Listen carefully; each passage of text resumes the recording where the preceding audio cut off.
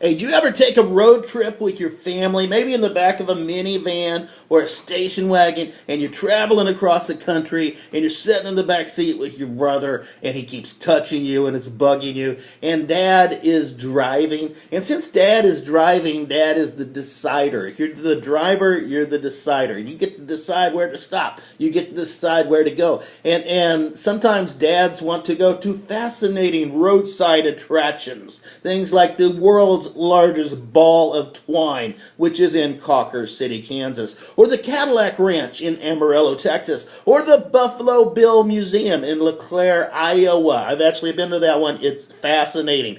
Well, in Exodus, God's people are taking a little road trip. For 400 years, they have lived as outsiders. For 400 years, they have been confined to one space, and that's Egypt. And they've lived as outsiders there. They don't belong. And they have lived as slaves. And now God has swept in, and He has rescued them. And it's time to go home.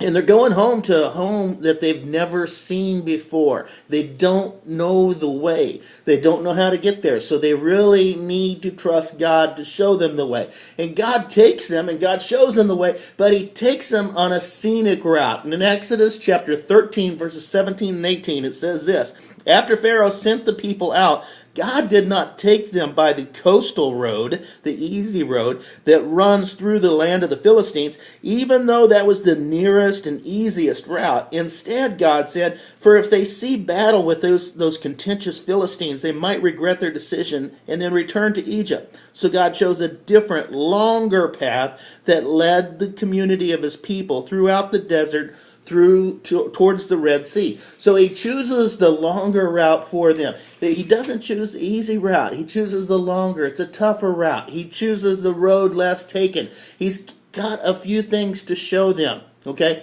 He wants to show them some roadside attractions. And since God is the driver, God is the decider. So He gets to decide where they're going to go. So they're taking the long way around. They are taking the scenic route with God. And they start grumbling. Okay, not like we ever do that on road trips. Okay, they start whining. Oh, I can't believe we have to do this. We can't stop here. We can't go over here. I can't believe we have to see this. Nothing kills a road trip like a whiner. I'm just telling you, okay? Nothing kills a road trip like a whiner. And on the road trip, as they're going along, they start to whine, and it gets them into problems, gets them a little distracted. And on the road trip, God is their guide. God is the driver. God is the decider. God is the destination. He's the one that's showing them the way. They don't know the way home. God is showing them. In verse 21, it says this: the Eternal went on ahead to guide them during the day. In a cloud shaped like a pillar at night, He appeared to them. In fire shaped like a pillar to light their way. Okay, so they were able to travel by day and by night. So God guides them. He guides them by a cloud by day and by fire by night. It's a visible reminder that I know the way, and if you just follow me, I'll take you there. They get distracted. They lose their way.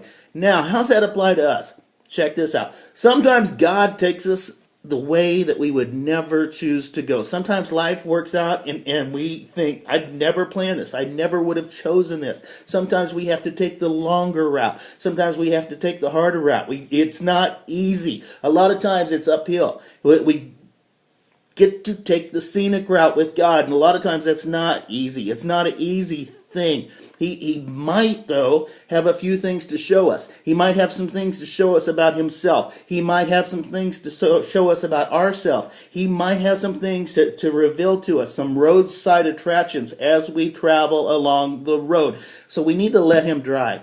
If He is the driver, He is the decider. We need to just enjoy the road trip, okay, as much as we are able. And kick back and realize He knows the way home. He's taking us to a home that we've never been to before. And He knows the way to get there. And it might not be easy. We might see some things that we never thought we would see. But we've got to trust the driver. I love you guys. God bless you. Giddy up.